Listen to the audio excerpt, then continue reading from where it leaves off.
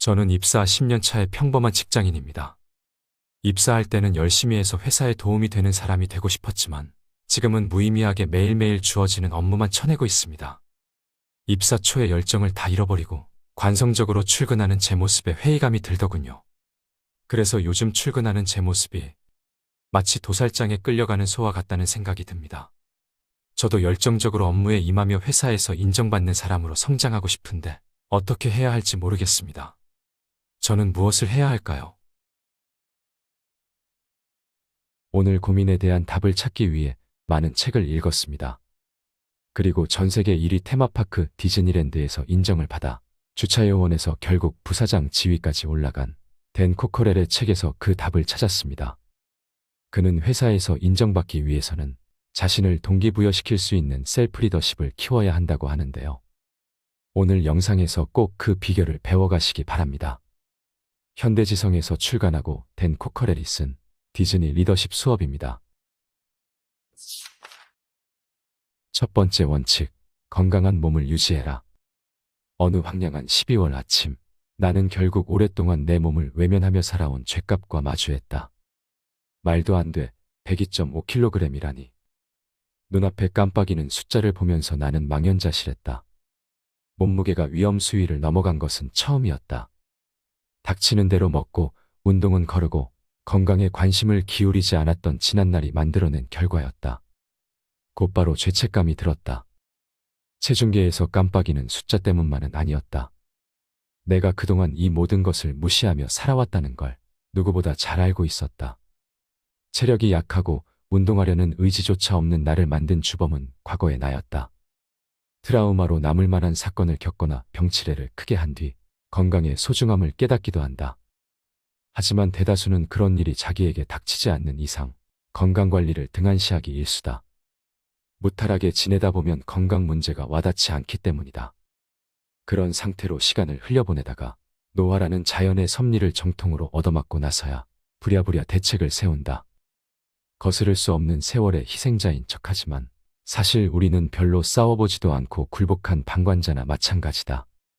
사실 몸무게가 130kg이냐 70kg이냐가 중요한 게 아니다. 정말 중요한 것은 이런 질문들이다. 나는 편안한가? 내가 건강하다고 느끼는가? 나는 자신감을 가지고 효율적으로 일할 수 있는가? 자신에게 성공할 기회를 주려고 최선을 다하는가? 건강을 돌보는 목적은 단 하나, 자신을 리드하기 위해서다. 건강을 유지하는 방식은 저마다 다를 것이다. 자기 몸을 최고의 상태로 벼리고 싶다면, 직장을 이끌 만한 힘과 자신감을 기르고 싶다면 반드시 건강관리 계획을 세워야 한다. 아무리 힘이 들어도 무조건 운동을 해라. 2019년에 나는 50살이 되었다. 반백살을 기념해서 고등학교 동창들과 함께 코스타리카의 리조트로 떠났다. 친구들과 함께한 여행이니만큼 밤늦도록 즐거운 시간을 보냈다. 다음 날 아침 몸이 살짝 무거웠다. 그런데 일찍 일어난 미씨가 매일 하고 있는 단어 과제를 완수해야 한다고 말했다. 어리둥절한 우리에게 미씨는 알파벳 워크아웃을 알려줬다. 26개의 알파벳마다 각각 팔 벌려 뛰기, 크런치, 스쿼트, 팔굽혀펴기 등을 정하고 실행하는 일종의 운동 게임이다. 미씨는 매일 아침 단어 하나를 정하고 그 단어에 해당하는 운동을 그날 해내기로 마음먹었다. 오늘의 단어가 파파야라면 P는 아령들기 15회, A는 팔 벌려 뛰기 50회, Y는 크런치 10회이므로 중복되는 알파벳의 횟수를 곱해 아령들기 30회, 팔 벌려 뛰기 150회, 크런치 10회를 수행하는 것이다. 우리는 미씨가 보여준 의지에 감탄했다. 놀랍게도 미씨는 이 운동을 올해 20살인 딸 카일리와 함께하고 있었다. 해야 할 운동은 서로 달랐지만 둘은 게으름뱅이라고 놀림받지 않기 위해 요령 피우지 않고 열심히 운동했다. 미씨는 자신과 딸이 재미있으면서도 동기부여가 되는 새로운 습관을 만들었고 이 습관을 삶의 뉴노멀로 삼았다. 아무리 온갖 운동 도구와 굳은 마음가짐으로 무장한다 해도 꾸준히 운동하는 데는 꽤 큰 의지가 필요하다. 의지가 부족해 애를 먹고 있다면 운동을 지원해줄 체계를 만드는 것도 방법이다. 내 친구 미씨의 경우처럼 젊은 자녀는 든든한 지원군이 될 수 있다. 코치를 구하거나 혹은 함께 운동할 친구와 동료를 찾아보는 것도 좋은 방법이다. YMCA 같은 지역 기관에서 운영하는 운동 모임에서 함께할 동호인을 찾아도 좋다. 헬스클럽에 다니거나 달리기 모임 등에 참여한다면 출석 여부를 확인하는 누군가가 있다는 사실만으로도 더욱 열심히 하게 된다. 마찬가지로 다른 누군가도 당신을 의지하고 있다는 사실을 명심하라. 시기는 프랑스인처럼 관리해라. 유럽 최초의 디즈니 테마파크인 파리 디즈니랜드를 개장하는 일 때문에 나는 젊은 시절을 대부분 파리에서 보냈다. 그곳에서 만난 매력적인 프랑스인과 결혼도 했다. 그러면서 나는 프랑스 문화, 특히 음식 문화를 원없이 누릴 수 있었다. 그때 프랑스 문화에서 배운 점을 기반으로 우리 집은 몇 가지 규칙을 정했다. 첫째, 가족과 함께하는 식사 시간은 하루 중 가장 중요하다. 점심이든 저녁이든 집에서 갖는 식사 시간을 무척 특별히 여기기 때문이다. 이는 프랑스에서 생긴 문화다.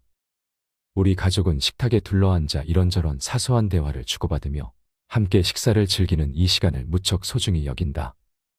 덕분에 우리의 식사 자리에는 맛있는 음식과 활기찬 대화가 가득하다. 둘째, 식사 시간에는 어떤 전자제품도 사용하지 않는다. 운 나쁘게 전화벨이 울리면 온 가족의 따가운 눈총을 받으며 재빨리 휴대폰을 치워야 한다. 텔레비전과 휴대폰은 물론이고 모니터가 달린 모든 기계는 사용할 수 없다. 양질의 식사 시간을 보장하기 위한 조치다. 셋째, 진심으로 음식을 즐긴다. 프랑스 요리의 미덕은 재료의 다양성이다. 그래서 우리도 다양한 음식을 해먹는다. 대체로 신선한 재료를 사용해 어렵지 않은 요리를 집에서 직접 한다. 그리고 아이들에게는 새로운 음식을 맛보도록 격려를 아끼지 않는다. 음식은 천천히 시간을 들여 맛을 음미하고 다른 사람과 교감하면서 먹는다. 그렇게 하면 포만감을 훨씬 잘 느낄 수 있다. 천천히 오래 먹으니 소화도 더 잘 된다. 덕분에 돼지고기 한 덩어리를 더 먹거나 음식을 두세 그릇 비우기 전에 식사를 멈추게 된다. 넷째, 절제하며 먹는다. 몸매를 유지하는데 샌드위치 한 개보다 더 좋은 것은 무엇일까? 바로 샌드위치 반 개다. 파리 디즈니랜드에 근무하면서 나는 프랑스인 대다수가 미국인보다 적게, 자주, 즐겁게 음식을 먹는다는 사실을 알게 되었다. 반대로 미국인의 식사량은 갈수록 늘어나고 있는데 이를 증명하듯 배도 점점 불룩해지고 있다. 사실 다이어트는 별것 아니다. 다이어트를 한답시고 좋아하는 음식을 앞에 놓고서 끼적거릴 필요는 없다. 중요한 건 양 조절이다. 효과 만점인 방법을 소개한다. 모든 음식을 작은 디저트 접시에 담아서 먹어보라. 내가 아는 선배는 식당에서 점심을 주문할 때 절반만 내오고 나머지 절반은 아예 포장해달라고 부탁한다. 조금씩 즐겁게 먹는 프랑스 식사법이 다이어트의 성공 비결이다. 세상을 깜짝 놀라게 할 비법은 아니지만 적어도 프랑스인들과 우리 가족에게는 효과가 있었다. 우리는 이 방법으로 세 아이 모두 건강하게 키웠다. 성인이 된 아이들은 지금도 식사를 천천히 즐기고 있으며 가리지 않고 맛있게 먹는다. 물론 절제하며 적당한 양을 먹고 있다. 내면의 잠자는 숲속의 공주를 발견하라. 건강한 삶을 완성하기까지 퍼즐 한 조각만 남았다. 얼핏 보면 쉽게 느껴지지만 맞춰 넣기가 가장 어렵다. 바로 수면이다. 수면 시간을 아까워하는 사람들이 있다. 심지어 하루에 4~5시간만 자도 너끈히 일할 수 있다고 허풍 떠는 사람들도 가끔 보인다. 하지만 나는 이런 이야기를 들을 때마다 안타깝다. 그들은 자신의 역량을 온전히 발휘하지 못하고 있기 때문이다. 신뢰할 만한 연구 자료들도 수면의 역할을 강조한다. 장기적으로 보면 잠을 자지 않고 하루에 20시간씩 일하는 것보다 16시간 동안 충분히 쉬면서 일할 때가 능률이 훨씬 높다. 허핑턴의 강연과 연구 자료를 통해 수면의 힘을 알게 된 나는 그 원리를 곧장 실천했다. 덕분에 잠을 줄여가며 일할 때보다 업무 성과뿐 아니라 감정 상태까지 훨씬 좋아졌다.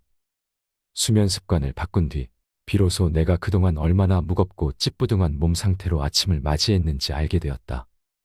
늘 무기력했고 기력이 붙여서 허덕였다. 많은 연구자가 하루 7에서 9시간 잠을 푹 자는 것이 우리 몸에 가장 좋다고 말한다.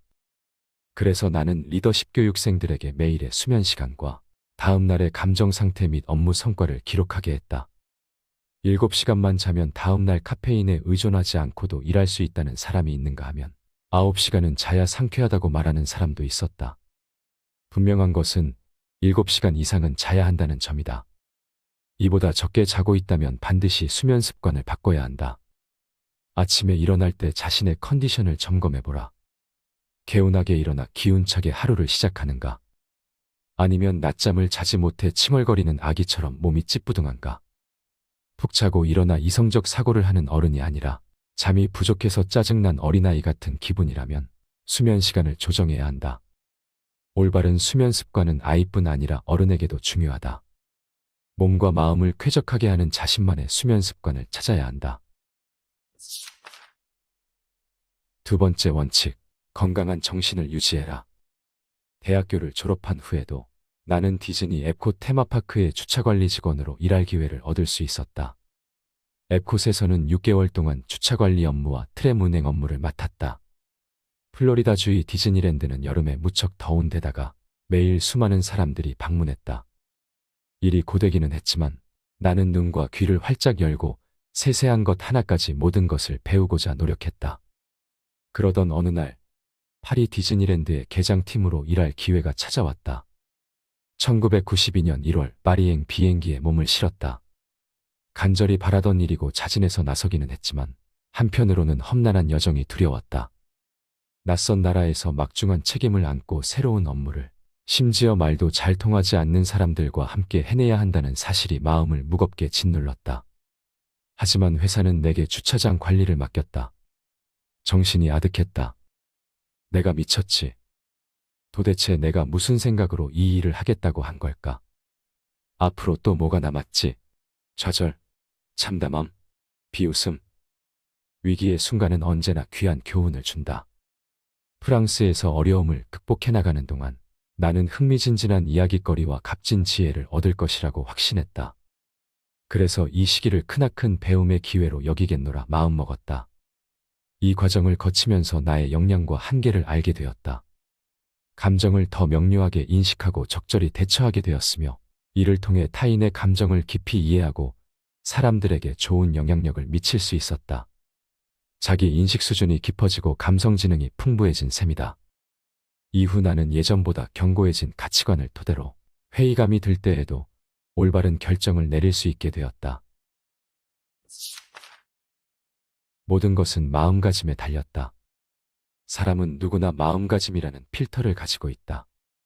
마음가짐이 어떠하냐에 따라 삶을 바라보는 관점과 스스로를 통제하는 힘이 달라진다. 찰스 스윈돌 목사는 이렇게 말했다.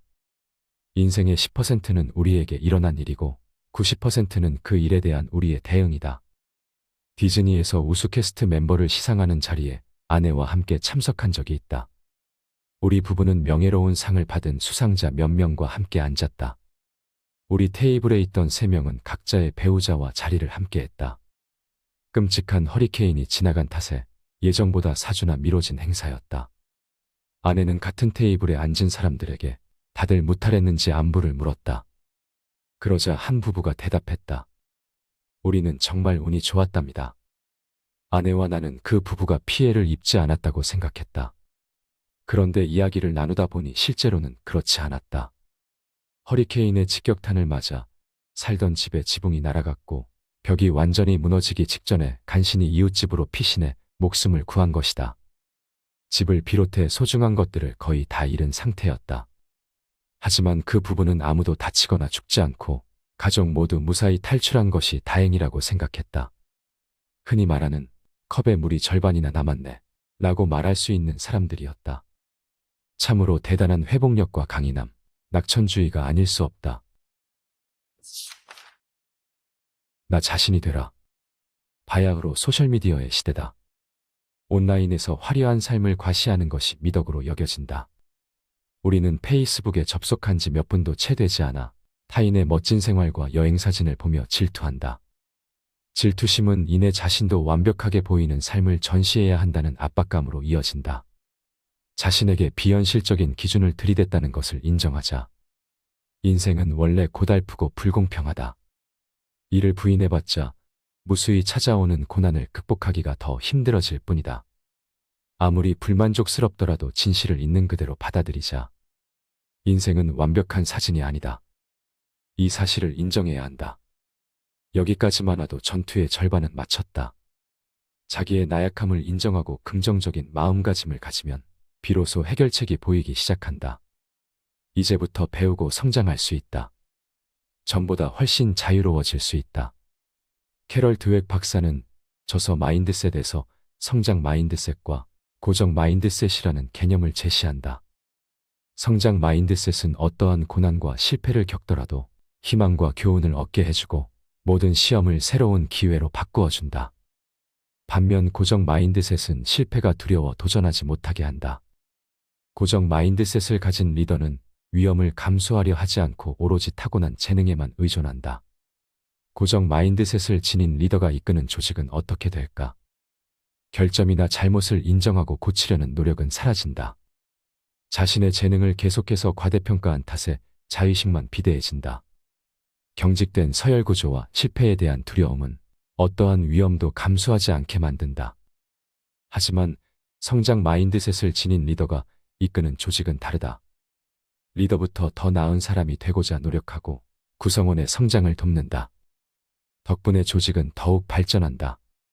성장 마인드셋을 갖춘 리더는 새로운 아이디어와 혁신에 투자하며 교육을 등한시하지 않는다. 이처럼 미래지향적인 리더는 현재의 상태에 끊임없이 도전하고 질문을 던지며 지속적인 발전을 추구하는 리더 덕분에 팀과 조직 모두 발전하게 된다. 누군가 이런 말을 했다. 늘 새로운 것을 배워라. 인생은 배운 대로 변화할 것이다.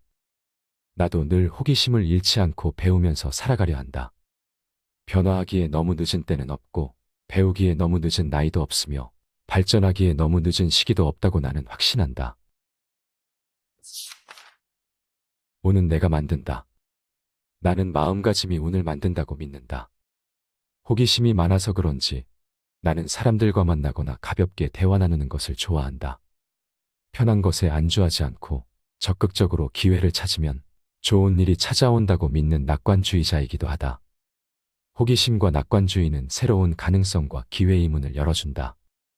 그래서 나는 앞날이 암울한 상황에서도 희망의 끈을 붙잡고 상황을 끝까지 지켜보고자 노력한다. 긍정적으로 사고하고 기꺼이 위험을 감수할 때 행운은 반드시 찾아온다. 아폴로 13호의 멋진 귀환 장면은 마음가짐과 행운의 연관성을 잘 보여준다. 나사 엔지니어 팀은 아폴로 13호의 임무가 실패할 것이고 우주비행사들이 지구로 안전하게 귀환하기 어렵다는 사실을 알고 있었다. 암울한 상황에서 한 팀원이 고통스럽게 말했다. 이 임무는 나사 역사상 최악의 재앙이 될 겁니다. 하지만 프로그램 책임자는 단호하게 대꾸했다. 저는 그렇게 생각하지 않아요. 지금이 우리에게 최고의 순간이 될 것이라 믿습니다. 그리고 정말 그의 믿음대로 되었다. 엔지니어 팀은 창의적인 사고에 힘을 발휘해 우주비행사들을 무사히 지구로 귀환시켰다. 어려운 상황에서도 긍정적인 사고방식을 유지하면 전화위복하는 경우가 꽤 많다. 호기심을 갖고 사람들에게 질문하며 폭넓게 의견을 구하라. 다른 사람의 생각과 관점에 담긴 가치를 파악하고 스스로 정한 사고 이틀에서 벗어나라. 행운이 언제 어떤 문을 열고 들어올지, 누가 새로운 도약으로 이끌 문을 열지는 아무도 모른다. 평범해 보이는 일상의 기회나 사소한 만남이 어쩌면 당신 인생의 결정적인 불씨를 지펴줄 수 있다. 오늘 책을 소개하면서 사실 고민이 많았습니다. 어찌 보면 당연하고 뻔한 이야기처럼 보였거든요. 하지만 책을 곱씹어 읽을수록 당연하고 뻔한 이야기가 정석이라는 생각이 들었습니다. 우리는 다들 성공하기 위해서, 회사에 인정받기 위해서 특별한 스킬을 찾습니다. 그리고 마치 그 스킬만 익히면 단숨에 바뀔 것이라 생각하죠. 하지만 세상에 그런 마법 같은 스킬은 없습니다. 뼈대가 튼튼해야 건물이 무너지지 않듯 기본이 튼튼해야 어디서든 인정받는 사람으로 성장할 수 있습니다. 혹시나 당신도 회사에서 혹은 사회에서 인정받도록 성장하고 싶나요? 오늘 이 영상을 여러 번 반복하셔서 다시 한번 기초를 되새기고 삶에 반영시키는 구독자님들이 되시기 바랍니다. 여러분의 고민에 대한 답을 책에서 찾아 알려드리는 북큐레이터 책사람이었습니다.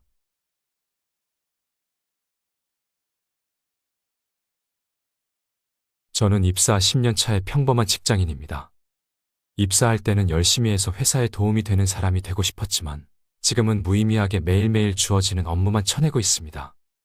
입사 초의 열정을 다 잃어버리고 관성적으로 출근하는 제 모습에 회의감이 들더군요. 그래서 요즘 출근하는 제 모습이 마치 도살장에 끌려가는 소와 같다는 생각이 듭니다. 저도 열정적으로 업무에 임하며 회사에서 인정받는 사람으로 성장하고 싶은데 어떻게 해야 할지 모르겠습니다. 저는 무엇을 해야 할까요?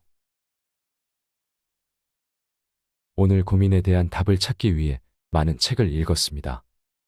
그리고 전 세계 1위 테마파크 디즈니랜드에서 인정을 받아 주차요원에서 결국 부사장 지위까지 올라간 댄 코커렐의 책에서 그 답을 찾았습니다.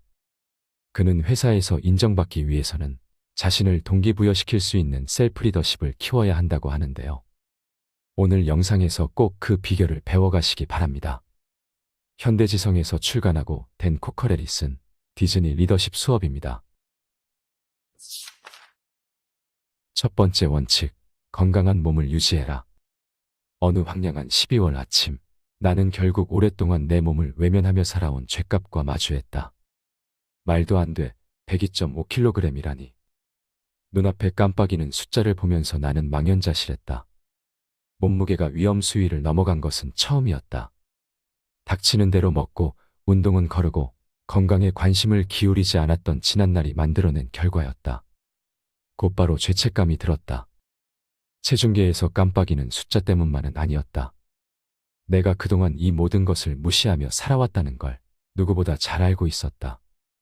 체력이 약하고 운동하려는 의지조차 없는 나를 만든 주범은 과거의 나였다. 트라우마로 남을 만한 사건을 겪거나 병치레를 크게 한 뒤 건강의 소중함을 깨닫기도 한다. 하지만 대다수는 그런 일이 자기에게 닥치지 않는 이상 건강관리를 등한시하기 일쑤다. 무탈하게 지내다 보면 건강 문제가 와닿지 않기 때문이다. 그런 상태로 시간을 흘려보내다가 노화라는 자연의 섭리를 정통으로 얻어맞고 나서야 부랴부랴 대책을 세운다. 거스를 수 없는 세월의 희생자인 척하지만 사실 우리는 별로 싸워보지도 않고 굴복한 방관자나 마찬가지다. 사실 몸무게가 130kg이냐 70kg이냐가 중요한 게 아니다. 정말 중요한 것은 이런 질문들이다. 나는 편안한가?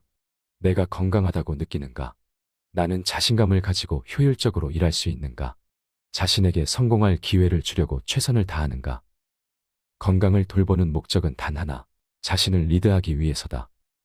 건강을 유지하는 방식은 저마다 다를 것이다. 자기 몸을 최고의 상태로 벼리고 싶다면, 직장을 이끌 만한 힘과 자신감을 기르고 싶다면 반드시 건강관리 계획을 세워야 한다. 아무리 힘이 들어도 무조건 운동을 해라. 2019년에 나는 50살이 되었다. 반백살을 기념해서 고등학교 동창들과 함께 코스타리카의 리조트로 떠났다. 친구들과 함께한 여행이니만큼 밤늦도록 즐거운 시간을 보냈다. 다음 날 아침 몸이 살짝 무거웠다. 그런데 일찍 일어난 미씨가 매일 하고 있는 단어 과제를 완수해야 한다고 말했다. 어리둥절한 우리에게 미씨는 알파벳 워크아웃을 알려줬다. 26개의 알파벳마다 각각 팔 벌려 뛰기, 크런치, 스쿼트, 팔굽혀펴기 등을 정하고 실행하는 일종의 운동 게임이다. 미씨는 매일 아침 단어 하나를 정하고 그 단어에 해당하는 운동을 그날 해내기로 마음먹었다. 오늘의 단어가 파파야라면 P는 아령들기 15회, A는 팔 벌려 뛰기 50회, Y는 크런치 10회이므로 중복되는 알파벳의 횟수를 곱해 아령들기 30회, 팔 벌려 뛰기 150회, 크런치 10회를 수행하는 것이다. 우리는 미씨가 보여준 의지에 감탄했다.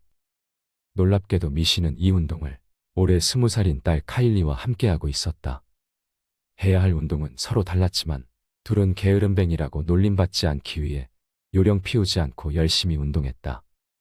미씨는 자신과 딸이 재미있으면서도 동기부여가 되는 새로운 습관을 만들었고 이 습관을 삶의 뉴노멀로 삼았다. 아무리 온갖 운동 도구와 굳은 마음가짐으로 무장한다 해도 꾸준히 운동하는 데는 꽤 큰 의지가 필요하다. 의지가 부족해 애를 먹고 있다면 운동을 지원해줄 체계를 만드는 것도 방법이다. 내 친구 미씨의 경우처럼 젊은 자녀는 든든한 지원군이 될 수 있다. 코치를 구하거나 혹은 함께 운동할 친구와 동료를 찾아보는 것도 좋은 방법이다. YMCA 같은 지역 기관에서 운영하는 운동 모임에서 함께할 동호인을 찾아도 좋다.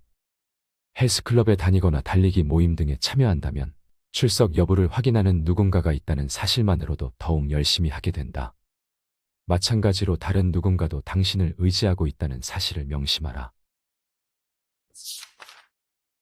시기는 프랑스인처럼 관리해라. 유럽 최초의 디즈니 테마파크인 파리 디즈니랜드를 개장하는 일 때문에 나는 젊은 시절을 대부분 파리에서 보냈다. 그곳에서 만난 매력적인 프랑스인과 결혼도 했다. 그러면서 나는 프랑스 문화, 특히 음식 문화를 원없이 누릴 수 있었다. 그때 프랑스 문화에서 배운 점을 기반으로 우리 집은 몇 가지 규칙을 정했다. 첫째, 가족과 함께하는 식사 시간은 하루 중 가장 중요하다. 점심이든 저녁이든 집에서 갖는 식사 시간을 무척 특별히 여기기 때문이다. 이는 프랑스에서 생긴 문화다. 우리 가족은 식탁에 둘러앉아 이런저런 사소한 대화를 주고받으며 함께 식사를 즐기는 이 시간을 무척 소중히 여긴다. 덕분에 우리의 식사 자리에는 맛있는 음식과 활기찬 대화가 가득하다. 둘째, 식사 시간에는 어떤 전자제품도 사용하지 않는다. 운 나쁘게 전화벨이 울리면 온 가족의 따가운 눈총을 받으며 재빨리 휴대폰을 치워야 한다. 텔레비전과 휴대폰은 물론이고 모니터가 달린 모든 기계는 사용할 수 없다. 양질의 식사 시간을 보장하기 위한 조치다. 셋째, 진심으로 음식을 즐긴다. 프랑스 요리의 미덕은 재료의 다양성이다. 그래서 우리도 다양한 음식을 해먹는다. 대체로 신선한 재료를 사용해 어렵지 않은 요리를 집에서 직접 한다.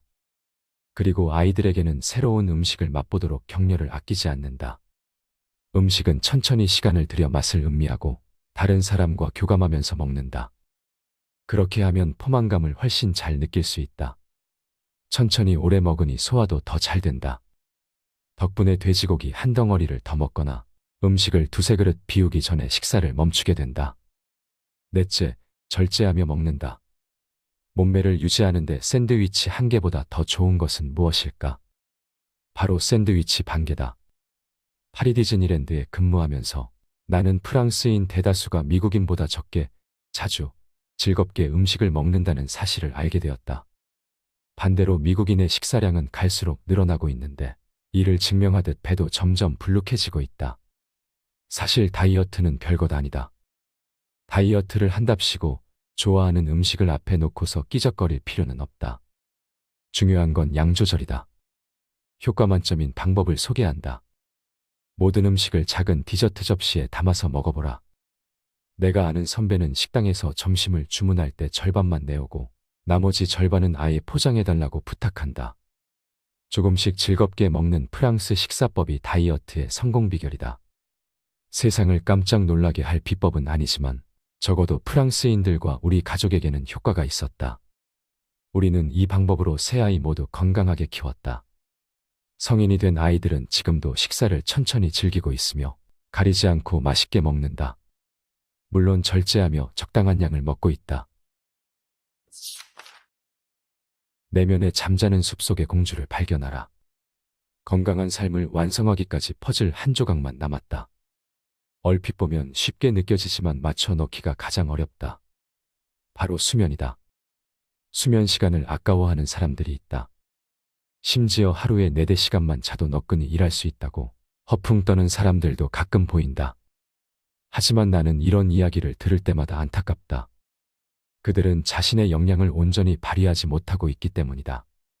신뢰할 만한 연구 자료들도 수면의 역할을 강조한다. 장기적으로 보면 잠을 자지 않고 하루에 20시간씩 일하는 것보다 16시간 동안 충분히 쉬면서 일할 때가 능률이 훨씬 높다. 허핑턴의 강연과 연구 자료를 통해 수면의 힘을 알게 된 나는 그 원리를 곧장 실천했다. 덕분에 잠을 줄여가며 일할 때보다 업무 성과뿐 아니라 감정 상태까지 훨씬 좋아졌다. 수면 습관을 바꾼 뒤 비로소 내가 그동안 얼마나 무겁고 찌뿌둥한 몸 상태로 아침을 맞이했는지 알게 되었다. 늘 무기력했고 기력이 붙여서 허덕였다. 많은 연구자가 하루 7에서 9시간 잠을 푹 자는 것이 우리 몸에 가장 좋다고 말한다. 그래서 나는 리더십 교육생들에게 매일의 수면 시간과 다음 날의 감정 상태 및 업무 성과를 기록하게 했다. 7시간만 자면 다음 날 카페인에 의존하지 않고도 일할 수 있다는 사람이 있는가 하면 9시간은 자야 상쾌하다고 말하는 사람도 있었다. 분명한 것은 7시간 이상은 자야 한다는 점이다. 이보다 적게 자고 있다면 반드시 수면 습관을 바꿔야 한다. 아침에 일어날 때 자신의 컨디션을 점검해보라. 개운하게 일어나 기운차게 하루를 시작하는가? 아니면 낮잠을 자지 못해 칭얼거리는 아기처럼 몸이 찌뿌둥한가? 푹 자고 일어나 이성적 사고를 하는 어른이 아니라 잠이 부족해서 짜증난 어린아이 같은 기분이라면 수면 시간을 조정해야 한다. 올바른 수면 습관은 아이뿐 아니라 어른에게도 중요하다. 몸과 마음을 쾌적하게 하는 자신만의 수면 습관을 찾아야 한다. 두 번째 원칙, 건강한 정신을 유지해라. 대학교를 졸업한 후에도 나는 디즈니 앱콧 테마파크의 주차관리 직원으로 일할 기회를 얻을 수 있었다. 앱콧에서는 6개월 동안 주차관리 업무와 트램 운행 업무를 맡았다. 플로리다주의 디즈니랜드는 여름에 무척 더운 데다가 매일 수많은 사람들이 방문했다. 일이 고되기는 했지만 나는 눈과 귀를 활짝 열고 세세한 것 하나까지 모든 것을 배우고자 노력했다. 그러던 어느 날 파리 디즈니랜드의 개장팀으로 일할 기회가 찾아왔다. 1992년 1월 파리행 비행기에 몸을 실었다. 간절히 바라던 일이고 자진해서 나서기는 했지만 한편으로는 험난한 여정이 두려웠다. 낯선 나라에서 막중한 책임을 안고 새로운 업무를, 심지어 말도 잘 통하지 않는 사람들과 함께 해내야 한다는 사실이 마음을 무겁게 짓눌렀다. 하지만 회사는 내게 주차장 관리를 맡겼다. 정신이 아득했다. 내가 미쳤지. 도대체 내가 무슨 생각으로 이 일을 하겠다고 한 걸까? 앞으로 또 뭐가 남았지? 좌절, 참담함, 비웃음. 위기의 순간은 언제나 귀한 교훈을 준다. 프랑스에서 어려움을 극복해 나가는 동안 나는 흥미진진한 이야깃거리와 값진 지혜를 얻을 것이라고 확신했다. 그래서 이 시기를 크나큰 배움의 기회로 여기겠노라 마음먹었다. 이 과정을 거치면서 나의 역량과 한계를 알게 되었다. 감정을 더 명료하게 인식하고 적절히 대처하게 되었으며 이를 통해 타인의 감정을 깊이 이해하고 사람들에게 좋은 영향력을 미칠 수 있었다. 자기 인식 수준이 깊어지고 감성 지능이 풍부해진 셈이다. 이후 나는 예전보다 견고해진 가치관을 토대로 회의감이 들 때에도 올바른 결정을 내릴 수 있게 되었다. 모든 것은 마음가짐에 달렸다. 사람은 누구나 마음가짐이라는 필터를 가지고 있다. 마음가짐이 어떠하냐에 따라 삶을 바라보는 관점과 스스로를 통제하는 힘이 달라진다. 찰스 스윈돌 목사는 이렇게 말했다. 인생의 10%는 우리에게 일어난 일이고 90%는 그 일에 대한 우리의 대응이다. 디즈니에서 우수캐스트 멤버를 시상하는 자리에 아내와 함께 참석한 적이 있다. 우리 부부는 명예로운 상을 받은 수상자 몇 명과 함께 앉았다. 우리 테이블에 있던 3명은 각자의 배우자와 자리를 함께했다. 끔찍한 허리케인이 지나간 탓에 예정보다 4주나 미뤄진 행사였다. 아내는 같은 테이블에 앉은 사람들에게 다들 무탈했는지 안부를 물었다. 그러자 한 부부가 대답했다. 우리는 정말 운이 좋았답니다. 아내와 나는 그 부부가 피해를 입지 않았다고 생각했다. 그런데 이야기를 나누다 보니 실제로는 그렇지 않았다. 허리케인의 직격탄을 맞아 살던 집에 지붕이 날아갔고 벽이 완전히 무너지기 직전에 간신히 이웃집으로 피신해 목숨을 구한 것이다. 집을 비롯해 소중한 것들을 거의 다 잃은 상태였다. 하지만 그 부부는 아무도 다치거나 죽지 않고 가족 모두 무사히 탈출한 것이 다행이라고 생각했다. 흔히 말하는 컵에 물이 절반이나 남았네 라고 말할 수 있는 사람들이었다. 참으로 대단한 회복력과 강인함, 낙천주의가 아닐 수 없다. 나 자신이 되라. 바야흐로 소셜미디어의 시대다. 온라인에서 화려한 삶을 과시하는 것이 미덕으로 여겨진다.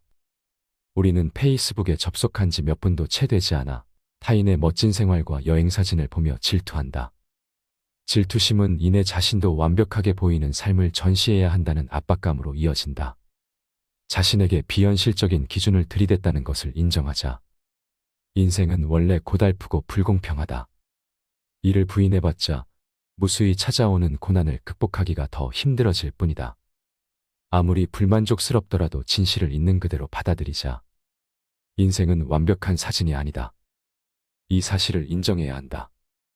여기까지만 와도 전투의 절반은 마쳤다. 자기의 나약함을 인정하고 긍정적인 마음가짐을 가지면 비로소 해결책이 보이기 시작한다. 이제부터 배우고 성장할 수 있다. 전보다 훨씬 자유로워질 수 있다. 캐럴 드웩 박사는 저서 마인드셋에서 성장 마인드셋과 고정 마인드셋이라는 개념을 제시한다. 성장 마인드셋은 어떠한 고난과 실패를 겪더라도 희망과 교훈을 얻게 해주고 모든 시험을 새로운 기회로 바꾸어준다. 반면 고정 마인드셋은 실패가 두려워 도전하지 못하게 한다. 고정 마인드셋을 가진 리더는 위험을 감수하려 하지 않고 오로지 타고난 재능에만 의존한다. 고정 마인드셋을 지닌 리더가 이끄는 조직은 어떻게 될까? 결점이나 잘못을 인정하고 고치려는 노력은 사라진다. 자신의 재능을 계속해서 과대평가한 탓에 자의식만 비대해진다. 경직된 서열 구조와 실패에 대한 두려움은 어떠한 위험도 감수하지 않게 만든다. 하지만 성장 마인드셋을 지닌 리더가 이끄는 조직은 다르다. 리더부터 더 나은 사람이 되고자 노력하고 구성원의 성장을 돕는다. 덕분에 조직은 더욱 발전한다. 성장 마인드셋을 갖춘 리더는 새로운 아이디어와 혁신에 투자하며 교육을 등한시하지 않는다. 이처럼 미래지향적인 리더는 현재의 상태에 끊임없이 도전하고 질문을 던지며 지속적인 발전을 추구하는 리더 덕분에 팀과 조직 모두 발전하게 된다. 누군가 이런 말을 했다. 늘 새로운 것을 배워라. 인생은 배운 대로 변화할 것이다. 나도 늘 호기심을 잃지 않고 배우면서 살아가려 한다. 변화하기에 너무 늦은 때는 없고 배우기에 너무 늦은 나이도 없으며 발전하기에 너무 늦은 시기도 없다고 나는 확신한다. 운은 내가 만든다. 나는 마음가짐이 운을 만든다고 믿는다. 호기심이 많아서 그런지 나는 사람들과 만나거나 가볍게 대화 나누는 것을 좋아한다. 편한 것에 안주하지 않고 적극적으로 기회를 찾으면 좋은 일이 찾아온다고 믿는 낙관주의자이기도 하다. 호기심과 낙관주의는 새로운 가능성과 기회의 문을 열어준다. 그래서 나는 앞날이 암울한 상황에서도 희망의 끈을 붙잡고 상황을 끝까지 지켜보고자 노력한다. 긍정적으로 사고하고 기꺼이 위험을 감수할 때 행운은 반드시 찾아온다. 아폴로 13호의 멋진 귀환 장면은 마음가짐과 행운의 연관성을 잘 보여준다. 나사 엔지니어 팀은 아폴로 13호의 임무가 실패할 것이고 우주비행사들이 지구로 안전하게 귀환하기 어렵다는 사실을 알고 있었다. 암울한 상황에서 한 팀원이 고통스럽게 말했다. 이 임무는 나사 역사상 최악의 재앙이 될 겁니다. 하지만 프로그램 책임자는 단호하게 대꾸했다. 저는 그렇게 생각하지 않아요. 지금이 우리에게 최고의 순간이 될 것이라 믿습니다. 그리고 정말 그의 믿음대로 되었다. 엔지니어 팀은 창의적인 사고에 힘을 발휘해 우주비행사들을 무사히 지구로 귀환시켰다. 어려운 상황에서도 긍정적인 사고방식을 유지하면 전화위복하는 경우가 꽤 많다. 호기심을 갖고 사람들에게 질문하며 폭넓게 의견을 구하라. 다른 사람의 생각과 관점에 담긴 가치를 파악하고 스스로 정한 사고의 틀에서 벗어나라. 행운이 언제 어떤 문을 열고 들어올지, 누가 새로운 도약으로 이끌 문을 열지는 아무도 모른다. 평범해 보이는 일상의 기회나 사소한 만남이 어쩌면 당신 인생의 결정적인 불씨를 지펴줄 수 있다. 오늘 책을 소개하면서 사실 고민이 많았습니다. 어찌 보면 당연하고 뻔한 이야기처럼 보였거든요. 하지만 책을 곱씹어 읽을수록 당연하고 뻔한 이야기가 정석이라는 생각이 들었습니다. 우리는 다들 성공하기 위해서, 회사에 인정받기 위해서 특별한 스킬을 찾습니다. 그리고 마치 그 스킬만 익히면 단숨에 바뀔 것이라 생각하죠. 하지만 세상에 그런 마법 같은 스킬은 없습니다. 뼈대가 튼튼해야 건물이 무너지지 않듯 기본이 튼튼해야 어디서든 인정받는 사람으로 성장할 수 있습니다. 혹시나 당신도 회사에서 혹은 사회에서 인정받도록 성장하고 싶나요? 오늘 이 영상을 여러 번 반복하셔서 다시 한번 기초를 되새기고 삶에 반영시키는 구독자님들이 되시기 바랍니다. 여러분의 고민에 대한 답을 책에서 찾아 알려드리는 북큐레이터 책사람이었습니다.